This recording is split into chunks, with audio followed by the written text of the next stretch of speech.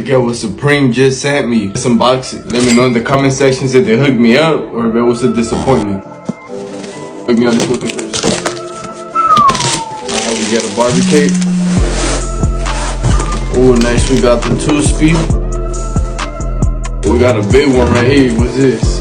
Blow dryer. Damn. With the curly one, so you can curl up the hair, you know. We get some hair grip. We get an extra battery for the T-Shaper recharge and their next level aftershave wipes. This is dope. Tree tea oil. We get the T-Shaper trimmer, the green one, and we get the Vader trimmer in the green one. I wanted the green one as well, for sure. Appreciate that, Supreme. We also get the red one. That's fire. And we get the baby girl with it. The combo set.